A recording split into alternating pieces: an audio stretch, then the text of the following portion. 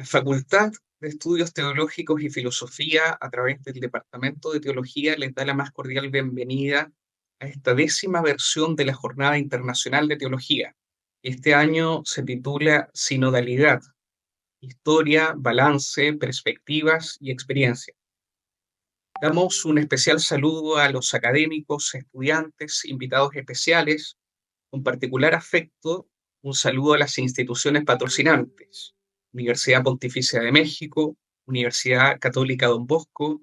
Saludamos afectuosamente al padre Fabio Antúnez, director del CEVITEPAL.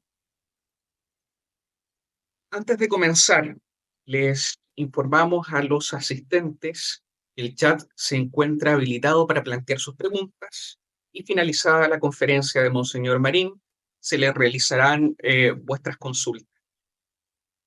Iniciamos hoy esta jornada de teología con la conferencia magistral titulada Sínodo, Retos, Tareas y Esperanzas, que será presentada por Monseñor Luis Marín de San Martín.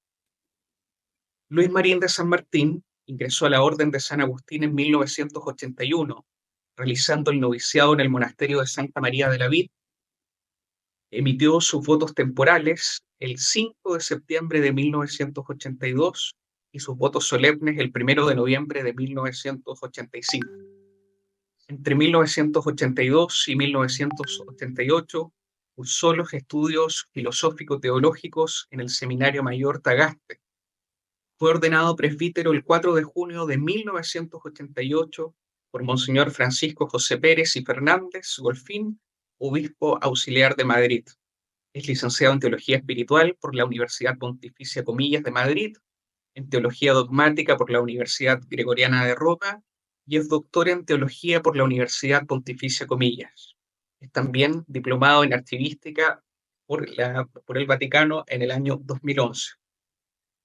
En el año 2021, el Papa Francisco lo nombra subsecretario de la Secretaría General del Sínodo y obispo titular de Ciuleana. Monseñor Marín, un gusto recibirlo en nuestra universidad, aunque sea virtualmente, vuestro tiempo. Pues muchas gracias, muchas gracias. Es para mí también un gusto poder estar con ustedes. Les estoy muy agradecido por la invitación y espero que este encuentro que tengamos, pues nos ayude realmente a todos. Quiero saludar a mi hermano, el arzobispo de la arquidiócesis, Monseñor Sergio Pérez de Arce, a toda la comunidad académica de la Universidad de Concepción y a todos los que han hecho posible este encuentro de una manera u otra. Por supuesto, un saludo muy cordial a los que nos siguen y que están participando de este encuentro de forma telemática, de forma virtual. Mi conferencia se titula efectivamente Sínodo, Retos, Tareas, Esperanzas. Luego yo le he añadido el apellido, una mirada teológica. Estamos en un planteamiento teológico. Todo lo que voy a intentar a través de 5 momentos, pues plantear desde el punto de vista teológico lo que está suponiendo, lo que supone para nosotros, para toda la Iglesia, este proceso sinodal, este tiempo sinodal que estamos viviendo. Ya llevamos varios años y tenemos ahora inminente la segunda sesión de la Asamblea del Sínodo de los Obispos. La decisión del Papa Francisco de establecer el tema de la 16ª Asamblea General Ordinaria del Sínodo de los Obispos por una Iglesia sinodal, este es el tema, por una Iglesia sinodal, comunión, participación y misión, ha tenido 2 consecuencias muy concretas. Primero, se trasciende el evento concreto, el sínodo de los obispos. Hasta hace poco hablar de sinodalidad casi significaba hablar de sínodo de los obispos, se identificaba sinodalidad con sínodo de los obispos, es decir, el Papa Francisco da un paso más y nos dice, se trata de poner en marcha procesos, la sinodalidad como proceso dentro del cual se integran los eventos. Uno de ellos es el sínodo de los obispos, otros son los consejos pastorales, otros son los consejos económicos diocesanos. Es decir, distintos eventos que se integran en la gran corriente, en el gran río de la sinodalidad. Por tanto, se trata de preguntarnos cómo vivir nuestra vocación bautismal en la variedad de vocaciones y cómo llevar a cabo la missio ad gentes. Este es el tema de la Asamblea del Sínodo de los Obispos. Potenciar la sinodalidad en la Iglesia, viviendo nuestra identidad bautismal y en este impulso evangelizador como fin del proceso del proceso sinodal. Y segundo elemento importantísimo en este de cambio y de renovación en este proceso sinodal es que la sinodalidad abre un proceso de reforma en la Iglesia. Estamos viviendo un momento de reforma profunda en la Iglesia, entendiendo reforma no solo como innovación o como mejora de algo, sino en su acepción de volver a formar, de rehacer, es decir, de tornar a la forma original. El proceso sinodal nos lleva a la esencia de la Iglesia, a la coherencia de la Iglesia, a la identificación de todo cristiano con Cristo, de la Iglesia unida a Cristo. Este es realmente lo que nos ofrece el sínodo, el proceso sinodal. Por tanto, frente a la sucesión de instantes que caracterizan el tiempo, entendido como cronos, se ha definido la realidad que estamos viviendo como kairos, es decir, de naturaleza cualitativa, un momento fuerte que cambia la vida, un tiempo oportuno para profundizar la experiencia de Cristo vivo y, por tanto, la experiencia de Iglesia. Y depende de nosotros hacer posible este proceso. No perdernos en disquisiciones, sino realmente hacer posible que este proceso cale en todo lo que es Iglesia y en todas las dimensiones de la Iglesia. Yo les voy a proponer aquí unas presentaciones que nos pueden ir ayudando ahora a seguir adelante en los puntos que quiero exponer. Un momentito, vamos a ver. Ahí. Bien, este es el proceso. La primera diapositiva sería esto. El primer punto, entender la sinodalidad como dimensión constitutiva de la Iglesia. Hemos dicho que la sinodalidad hace referencia a lo que la Iglesia es en sí misma. El término sinodalidad, utilizado en décadas pasadas, sobre todo en la reflexión teológica e histórica, recientemente se ha vuelto de uso común y se enraiza en la vida cotidiana de la Iglesia. En general, expresa el deseo de una participación, de una vivencia corresponsable de nuestro ser cristiano. En primer lugar, a veces nos encontramos y debemos superar interpretaciones equivocadas o erróneas de lo que es la sinodalidad. Yo creo que a estas alturas ya lo tendremos claro, pero no está de más decir, no está de más insistir en ello, porque nos jugamos mucho. Hay personas que dicen o ven la sinodalidad como un peligro. Un peligro, ¿por qué? Porque nos puede llevar a la pérdida u ofuscación del munus sacerdotal. Es decir, va a ser un momento, una realidad en la que todos mandan, todos deciden, y realmente se va a perder lo que es la esencia, la identidad sacerdotal, la identidad episcopal. Bien, los que defienden este modelo de iglesia rígidamente piramidal y clerical, podemos decir que están en una situación, en una postura absolutamente equivocada. La sinodalidad no quita nada, no cambia nada, sino que nos ayuda a profundizar en lo que la iglesia es. No queremos una iglesia diferente, sino la iglesia de Cristo, lo que la iglesia es en sí misma. Por tanto, es un proceso de coherencia, sí, ciertamente, de desclericalización, porque la iglesia clerical, rígidamente jerárquica y piramidal, no es la iglesia de Cristo. También tenemos otro esquema equivocado, que es el esquema democrático. Papa Francisco ha disipado la preocupación de algunos de que el sínodo pueda convertirse en un órgano de deliberación mayoritaria, desprovisto de carácter eclesial y espiritual. No se pone en riesgo el carácter jerárquico de la Iglesia. No se trata de un asamblearismo donde se ponga todo en cuestión, sino de asumir cada uno de nosotros la exigencia que deriva del bautismo y las exigencias de la vocación a la cual hemos sido llamados, del ministerio que desarrollamos en la Iglesia. Segundo punto, se trata la sinodalidad, por tanto, de caminar juntos con Cristo y hacia el reino. Hemos dicho que la sinodalidad forma parte de la dimensión constitutiva de la Iglesia. Ha habido personas que te dicen, bueno, se están inventando una nueva nota de la Iglesia, una santa católica, apostólica y sinodal. Usted, no se trata de esto. No es una nota de la Iglesia. Es una dimensión constitutiva de la Iglesia. Como también la Iglesia es jerárquica.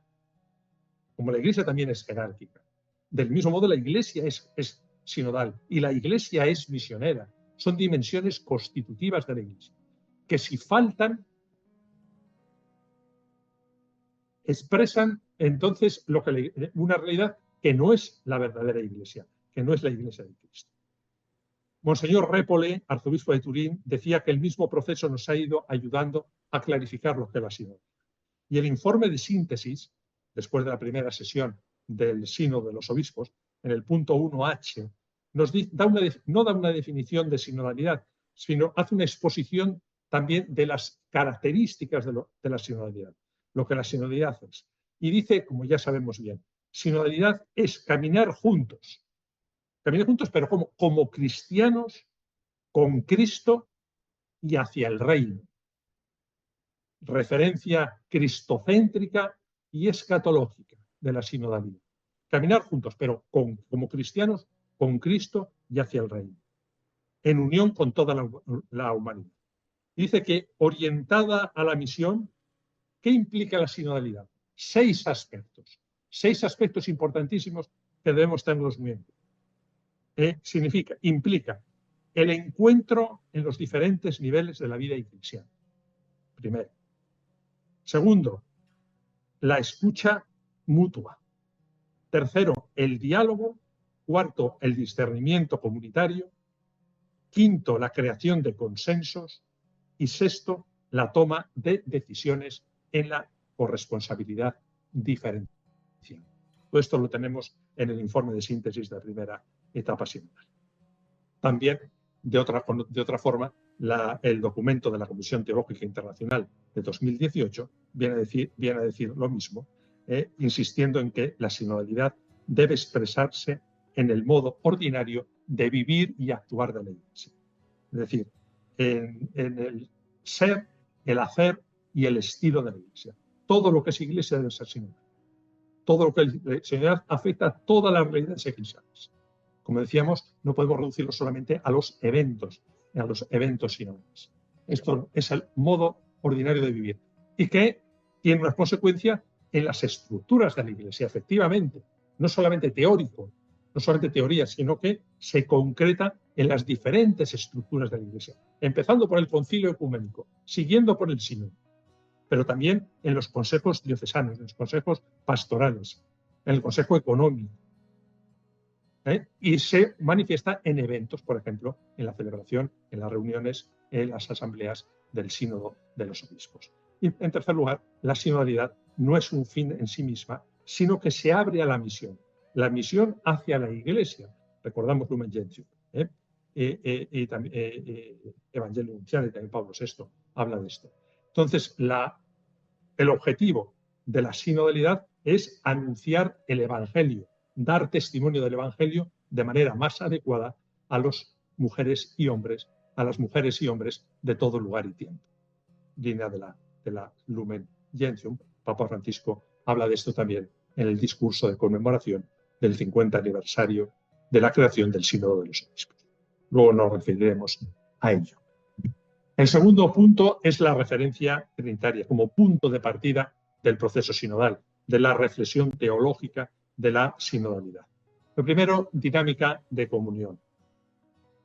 La reflexión sinodal y también los trabajos de la Asamblea del Sínodo de los Obispos han tenido muy en cuenta los primeros capítulos de Lumen Gentium, que colocan el misterio de la Iglesia en el horizonte de la realidad trinitaria divina. Lumen Gentium 4.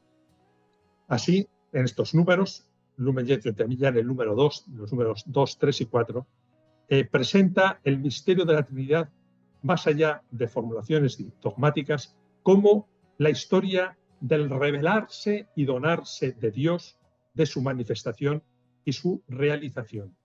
Por eso la Iglesia aparece como un pueblo reunido en virtud, y esto es importantísimo, porque si no nos perdemos en una especie de sociologismo, de referencia sociológica. No, la Iglesia es el pueblo de Dios reunido en virtud de la unidad del Padre, del Hijo y del Espíritu Santo, según la fórmula de San Cipriano. Aparece en Lumen Gentium 4. Si la autocomunicación de Dios en las tres personas refleja la nueva forma de relación con Dios revelada en Jesucristo, la Iglesia entonces es el rostro de Dios que se revela y es por tanto signo en el mundo de la comunión con Dios, de la universalidad católica del designio salvífico y del dinamismo escatológico del cumplimiento. Todo esto lo encontramos también en el informe de síntesis de la primera sesión de la Asamblea, decimosexta Asamblea General del Sínodo de los Obispos. Por eso, recuerda que la sinodalidad desarrolla el dinamismo de comunión y misión, que nos hace pasar del yo a nosotros. Pero el modelo, el referente, es la Trinidad, es el misterio trinitario. Es decir, el listón está muy alto y la referencia es muy fuerte. No podemos perdernos en un mero sociologismo. Por eso se trata de traducir en actitudes espirituales y en procesos eclesiales la dinámica trinitaria con la que Dios sale al encuentro de la humanidad, ni más ni menos. Por eso no se trata de anclarnos en visiones corporativas de la Iglesia, solamente en unas referencias sociológicas, sino de una vivencia profunda en el misterio trinitario. Y aquí se abre entonces lo que el Papa ha insistido tanto. No hay sinodalidad si el Espíritu Santo no dirige, el protagonismo del Espíritu. Ya en el discurso de inicio del proceso sinodal, el 9 de octubre del 21, ponía de relieve el Santo Padre que es el Espíritu Santo quien nos guía y nos da la gracia de seguir adelante juntos. No es con nuestras propias fuerzas, sino es la fuerza del Espíritu quien nos ayuda a escucharnos recíprocamente y comenzar un discernimiento en nuestro tiempo, siendo solidarios con las fatigas y los deseos de la humanidad. Voy un poquito más rápido. En este sentido, también se nos dan dos claves para hacer posible la acción del Espíritu en este proceso sinodal. Y las dos claves las encontramos en el relato de Pentecostés de Hechos 2, 1, 4, para la llegada del Espíritu Santo. Primero, la comunión comunitaria, la armonía comunitaria, y segundo, la oración. La sinodalidad brota y refuerza la comunidad cristiana, la comunión, la familia de Dios que es la Iglesia. Y entonces, en este proceso resultan imprescindibles el silencio, la escucha y la dimensión orante. Bien, para no caer en un vano, en un fatuo y en un falso espiritualismo, esta realidad de escucha del Espíritu, de apertura al Espíritu, este silencio y dimensión orante que acompaña todo el proceso sinodal, se concreta en la lectura atenta de los signos de los tiempos, porque el Evangelio se encarna en el tiempo y en la historia. Por eso la sinodalidad comienza, podemos decir, me permiten la expresión, desde abajo, empapando la base y desde ahí avanzando. Y de ahí, en esta lectura atenta de los signos de los tiempos, podemos desarrollar lo que es la misión, lo que es la evangelización, que no es teórica sino concreta, inculturada. Luego hablaremos algo más de esto. Solamente así podremos advertir los retos de nuestra época y la presencia y la acción de Dios en ella. El tercer punto es la eclesiología del pueblo de Dios. Todo el proceso sinodal, toda la realidad sinodal, brota de la eclesiología del Concilio Vaticano II, especialmente del Lumen Gentium, pero no solo. También Adyentes, Gaudium et Spes, todo el concilio, aunque especialmente Lumen Gentium.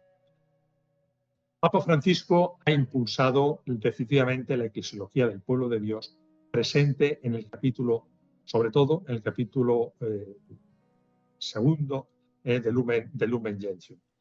De todo esto han hablado profesores, sus varios congresos. Recuerdo el congreso que tuvimos hace poquito en Bogotá, organizado por el ICELA, la participación de los profesores Vitali y Gali. Bien, la Constitución Lumen Gentium no quiso definir la Iglesia, sino que la describe con diversas imágenes bíblicas, Lumen Gentium 6. El capítulo 2, sin embargo, toma una decisión decisiva y está totalmente dedicado al pueblo de Dios en la nueva alianza. Esta es la opción que hace Lumen Gentium. Dedica todo un capítulo al pueblo de Dios. Gerard Phillips, que fue redactor jefe de Lumen, redactor de la comisión que redactó Lumen Gentium, afirma algo muy importante y dice: pueblo de Dios no es un símil para hablar de iglesia. No se puede decir la iglesia es como un pueblo de Dios. Como se dirá, el reino es como un grano de mostaza. Más bien, debemos afirmar, la iglesia es pueblo de Dios en la nueva y eterna alianza. Es una opción muy fuerte que exige de nosotros, sobre todo de la comunidad teológica, profundos desarrollos, interesantes desarrollos en los que ya se está trabajando. Pero la novedad no reside solo en el uso del título pueblo de Dios, sino también en su ubicación. Sabemos que a propuesta del cardenal Suenens se dividió el capítulo 3 del esquema sobre la Iglesia en dos partes.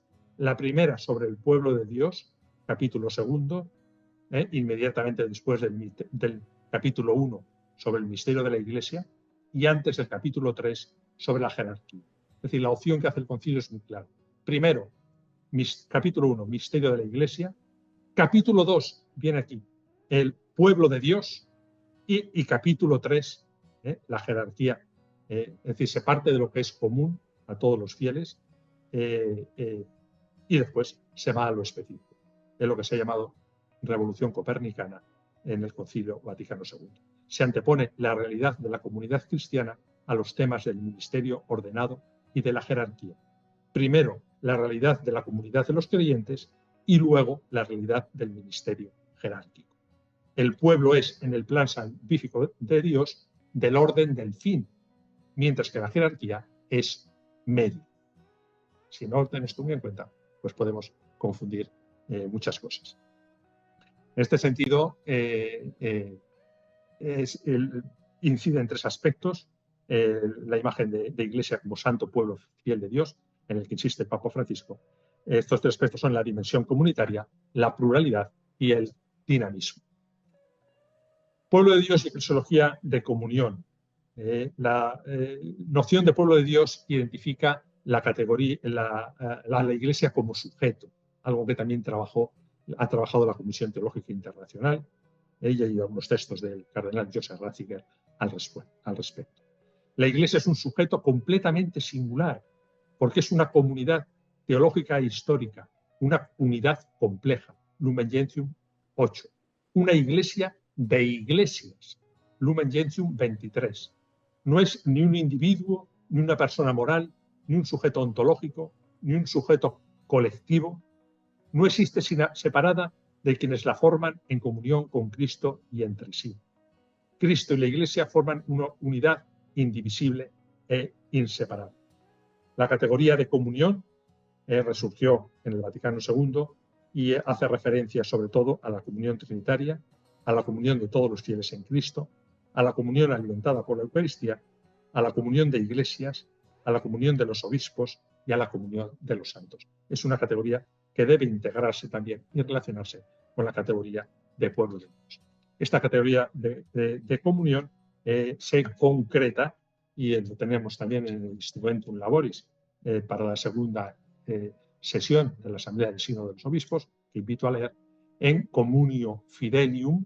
Los miembros de la Iglesia están unidos por vínculos que no son de la carne, sino del Espíritu. Somos miembros del único cuerpo de Cristo y por tanto somos partes unos de los otros. Communio Ecclesiarum, puesto que somos pueblo de Dios y no una suma de individuos, del mismo modo, la Iglesia, toda la Iglesia, no es una suma de iglesias, sino una iglesia en comunión, en comunión. La Iglesia es verdaderamente una comunión de iglesias, en la que a partir de la cual existe una y única la Iglesia Católica, Lumen Gentium 23. Y en tercer lugar, la Communio Episcoporum.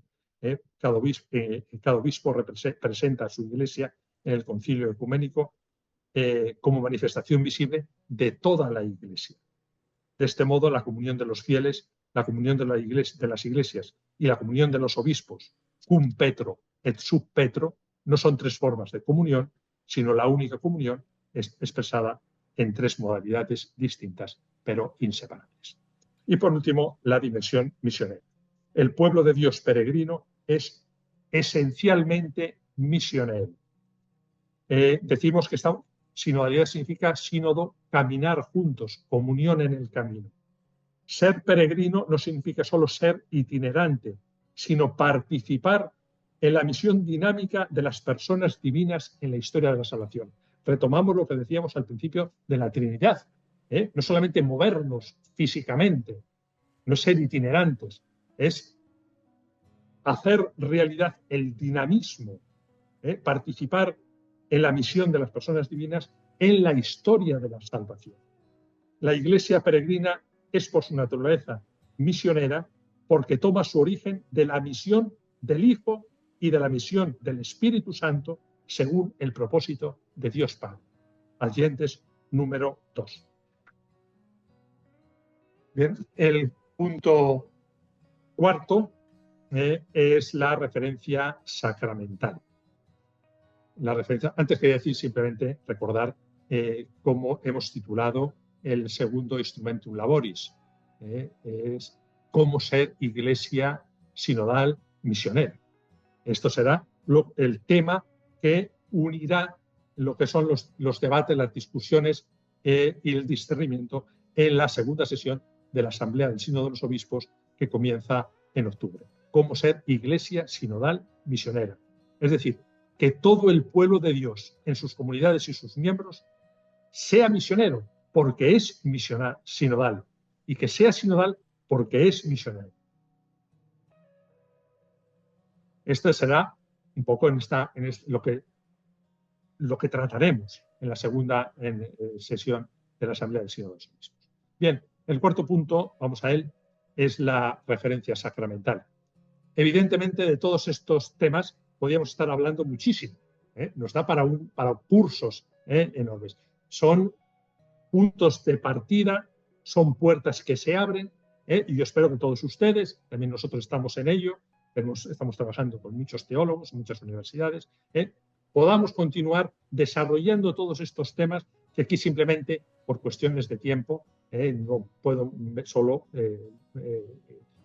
más que enunciar y participar. Pero ya digo, todos estos temas es lo que nos ayuda a poner unas sólidas bases teológicas sobre el tema, para el tema sinodal y sobre el tema sinodal. La referencia sacramental.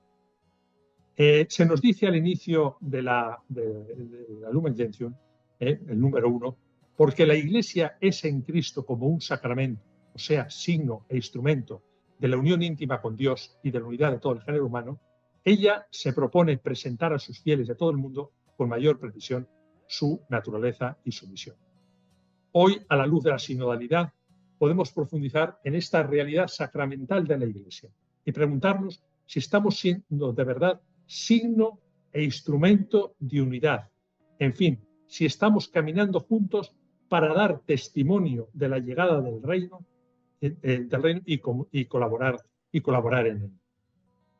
De las consideraciones sobre la sacramentalidad de la Iglesia se deriva, según la misma economía, la sacramentalidad del pueblo de Dios y del bautizado. Es decir, el llamado a que todos nos involucremos corresponsablemente y también diferenciadamente en la tarea evangelizadora, en el testimonio cristiano, encuentra su fundamento en el bautismo. Este es el sacramento básico. No el orden sacerdotal, como algunos lo han considerado en mucho tiempo. Todo se organiza según el orden sacerdotal. No es esto. El sacramento básico es el bautismo, porque es el que nos incorpora a Cristo, el que nos une a Cristo, y el que nos une a su cuerpo, que es la Iglesia. El bautismo nos concede una dignidad sin igual, fundamental y básica, que se manifiesta luego a través de dones, carismas y ministerios que permiten que cada fiel aporte lo propio a la misión, desarrolle su propia vocación, su propio ministerio. De esto ha hablado mucho él, y lo ha tratado de forma muy hermosa, el profesor Luciano. Podemos decir también que el bautismo, entonces, no es un mero rito, es un signo sacramental que apunta a algo más profundo. La sinodalidad nos ayuda a recuperar esta dimensión bautismal. Cristo nos une a todos los miembros, en su cuerpo, sin discriminación alguna, y nos une en una sola comunidad cristiana, en su cuerpo, que es la Iglesia. Aquellos que están en Cristo a través del bautismo se convierten entonces en nueva creación. Y yo diría, no solo como individuos, sino como miembros de la Iglesia, como comunidad eclesial, como comunidad. O con la línea de 2 Corintios 5, 17. En esta línea bautismal se integran también los sacramentos de iniciación, la confirmación y la Eucaristía. Y estos tres sacramentos, bautismo, confirmación y Eucaristía, de estos tres sacramentos surge un sentido de comunidad, un sentido de fe y el triple deber de santificar, sacerdocio de todos los fieles, proclamar la palabra de Dios y gobernar.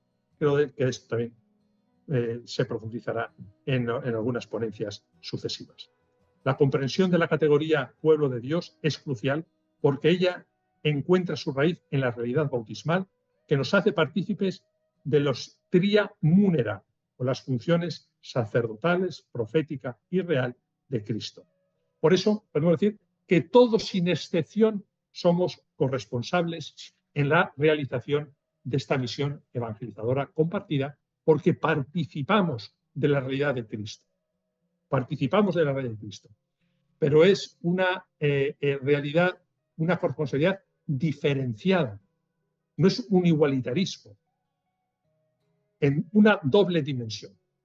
Por una parte, todos en el mismo nivel. No unos más arriba que otros, unos más importantes que otros, unos mejores que otros. Desde un esquema, podemos decir, de poder, piramidal y de poder. No, el esquema es siempre de servicio, horizontal y de servicio. Vuelvo a repetir que a la Iglesia se viene a servir. Si uno no viene a servir, se ha equivocado. Que vaya a un partido político, que vaya a un sindicato, que vaya a un grupo diferente. A la Iglesia se viene a servir. Y no estamos unos por encima de otros, más importantes de otros. Todos al mismo nivel. El bautismo nos iguala. Es la dignidad básica, máxima, participar de Cristo, ser cuerpo de Cristo. Pero entonces esto nos hace a todos corresponsables. No se trata de que la jerarquía concede una participación a los laicos. No se trata de eso.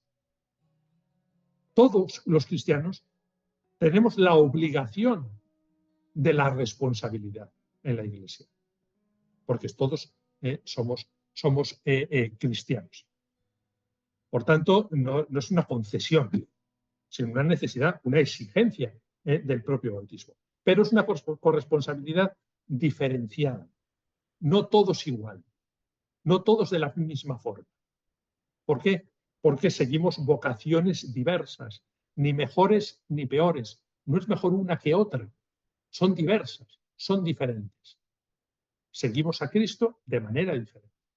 El Señor suscita diferentes carismas en la Iglesia, para el bien de la Iglesia. Y de ahí derivan los ministerios, diferentes ministerios, es decir, diferentes servicios, diferentes maneras de servir a la Iglesia. Es un tema muy interesante, muy hermoso, esta reflexión sobre los ministerios ordenados y ministerios no ordenados. Pero nos llevaría mucho tiempo. Quizá a lo mejor en las preguntas o en otras ponencias se pueda profundizar. Entonces ahí está corresponsabilidad diferenciada. Y también hay una corresponsabilidad diferenciada por lo que hace referencia al mundo concreto en el que vivimos. Es decir, las iglesias locales. Las iglesias locales. No hay una uniformidad. A veces se ha buscado erróneamente una uniformidad en la iglesia. Ustedes lo entienden muy bien. No es lo mismo América Latina que África. No es lo mismo Asia que Europa. No es lo mismo América del Norte que Oceanía. Son realidades diversas. El verbo se encarna, el evangelio se encarna. El verbo se encarna en la historia. El evangelio se encarna en la historia. Por eso los retos, las respuestas, las expresiones pueden ser diversas. Deben ser diversas. Es lo que llamamos el principio de inculturación. Inculturación. De ahí la importancia que tienen las iglesias locales y de ahí la importancia que tienen también las estructuras continentales. Por ejemplo, el CELAM, del cual agradezco el mucho bien y el excelente trabajo que están realizando. Último punto. El proceso sinodal es un proceso, en definitiva, de santidad. Nos abre a la santidad de la Iglesia. Decíamos antes que es un proceso de reforma, de volver a la forma original. Esto no es otra cosa que un proceso de santidad. La forma de la Iglesia es Cristo. Por tanto, todos nosotros avanzamos en este proceso de santidad, hacia una Iglesia coherente, hacia la coherencia en la Iglesia. Todo el proceso sinodal no apunta a nada más que a dos realidades esenciales para todo cristiano.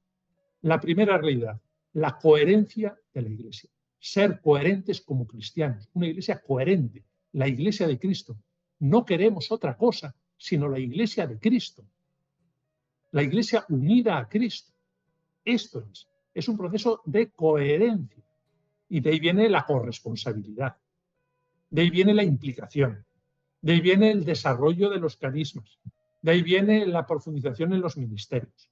De ahí viene, entonces, la Iglesia coherente. En segundo lugar, el segundo elemento apunta a la evangelización, al dinamismo evangelizador. No una Iglesia, como el Papa nos dice, autorreferencial, sino una Iglesia abierta, una Iglesia que sale, una Iglesia que da testimonio y, por tanto, da testimonio, sale y evangeliza en un mundo concreto, en este tiempo, en esta historia, en esta realidad que nos ha tocado vivir, en la que estamos viviendo. Esto es. Por eso lo decía muy bellamente Pablo VI en la Carta Apostólica Spiritus Paracliti del 30 de abril del 64. Y decía que todos nosotros, todo el pueblo de Dios, y aquí hay que recordar, el pueblo de Dios lo somos todos. No identifiquemos pueblo de Dios con los laicos. No, el pueblo de Dios somos todos. Sacerdotes, obispos, religiosos, laicos, todos somos pueblo de Dios. Todos caminamos juntos. Todos estamos en Cristo. Bien, decía Pablo VI que el pueblo de Dios, todo el pueblo de Dios, dedique sus recursos y dediquen ellos mismos a reforzar el reino de Cristo aquí en la tierra. Esto es, en este momento histórico, en las particulares circunstancias de pueblo, de tiempo, lugar y cultura. En segundo lugar, el proceso sinodal en este proceso de sanidad es un proceso de santidad, es un proceso que enlaza con la dimensión escatológica de la Iglesia, que aparece en los capítulos 1 y 2 de Lumen Gentium, se retoma en el capítulo 7 y especialmente hace referencia al número 48. Tres afirmaciones, brevísimamente. La santidad se adquiere en la Iglesia, no fuera de la Iglesia, no es posible, en la Iglesia. Segundo, la Iglesia tiene su cumplimiento en la patria del cielo, es un proceso, un impulso, un proceso, un camino que culmina en la patria del cielo. Segundo elemento. Y tercero, la entera creación será recapitulada en Cristo, es decir, Cristo como alfa y omega, principio y fin de la creación. El proceso sinodal, evidentemente, no es sino con Cristo y desde Cristo. Y por eso se propone este refuerzo de unidad con todos los que pertenecen a Cristo. Por último, y termino con ello, me he limitado, yo creo que podría decir muchas más cosas, pero el tiempo está muy justo. Quería hacer una referencia también en esta proyección escatológica a la Virgen María. En sintonía con los 3 capítulos finales del Lumen Gentium, el Instrumentum Laboris para la segunda sesión, en el número 59, hace una referencia muy hermosa a María como icono sinodal. María como icono sinodal.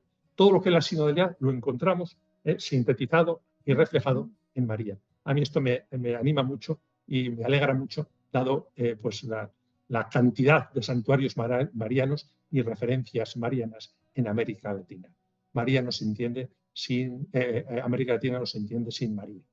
Por tanto, es hermoso este número 59. No lo voy a leer, aconsejo leerlo. María como icono sinodal. Termino también, esto sí quería leerlo, en el número, en el Instrumentum Laboris para la primera etapa sinodal, al principio del documento, confía a la intercesión de los santos y especialmente a aquella que es primicia de ellos, María, Madre de la Iglesia, los trabajos de la Asamblea y la continuación de nuestro empeño por una Iglesia sinodal. Pedimos que la Asamblea sea un momento de fusión del Espíritu, pero más aún que la gracia nos acompañe cuando llegue el momento de actualizar sus frutos en la vida cotidiana de las comunidades cristianas del mundo entero. Pues que así sea, que sea realmente así para todos nosotros, no solamente para los que participamos en la Asamblea del Sínodo de los Obispos, sino para toda la Iglesia. Aconsejo, quería poner, esperen un momento si me permiten, porque a lo mejor aquí les propongo lecturas para profundizar en todo este tema. Ahí lo tienen, estas son lecturas que pueden ayudar muchísimo. El primero son el Instrumentum Laboris, el informe de síntesis, los documentos del CELAP, la Constitución Episcopalis Communio, el documento sobre sinodalidad de la Comisión Teológica Internacional. Pero también les animo a leer Lumen Gentium, Ad Gentes, la Evangelii Gaudium, el documento de Aparecida, tantos aportes que están en la página de la Secretaría General del Sínodo. Hay toda una bibliografía y también agradezco toda la bibliografía que a nivel académico de universidades y de facultades de teología nos están enviando y están desarrollando sobre el tema sinodal. Bien, solamente era esto, lo dejamos aquí y quizá puede ser un momento para algunas preguntas, en si puedo aclarar un poco más lo que he expresado de forma muy sintética y muy densa. Muchas gracias. Agradecemos, por supuesto, a Monseñor Luis Marín de San Martín y como él también comentaba, damos un breve espacio a preguntas si las hubiese. Sí, si hay preguntas sobre sinodalidad, sobre cualquier aspecto que se quiera aclarar, sin problema ninguno, pues las hacen y yo las voy respondiendo. Parecer, Monseñor, su exposición que estuvo prístina y concatenada también en los tiempos. Uy, sí, Al no tener preguntas. intento.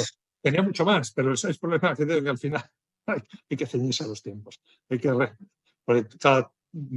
para mucho, da para todo un curso. Entonces, pero sí conviene dejar tiempo para las preguntas. Bueno, al no tener preguntas, Monseñor, y con la prístina exposición de vuestra parte, agradecemos su presencia, le damos un cordial saludo a nombre de las autoridades superiores de la universidad y las autoridades de la Facultad de Estudios Teológicos y Filosofía, y por supuesto los invitamos a continuar con las jornadas, revisando el programa y siguiendo las redes institucionales. Monseñor Marín, desde Concepción, Chile, un gran abrazo a usted y a vuestro equipo. Pues muchísimas gracias. Les animo a seguir en toda esta tarea. Y sobre todo yo como última cosa, si me permiten, primero, yo les diría que la sinodalidad hay que abajarla. Tiene que empapar lo que es el pueblo de Dios. Entonces, por una parte, cuiden el tema de las parroquias. Comienza la sinodalidad en las parroquias. Comienza, por una parte, el primer elemento. Segundo, para esto hace falta una reflexión teológica y canónica. Hace falta desarrollar lo que es la eclesiología del Vaticano II. Segundo elemento, que nos puede ayudar y que debe ayudarnos a vivir también este momento de renovación que está presente, que estamos llevando a cabo en la Iglesia. Y tercero, la sinodalidad se concreta en las instituciones y en las estructuras. Por tanto, hay que revisarlas.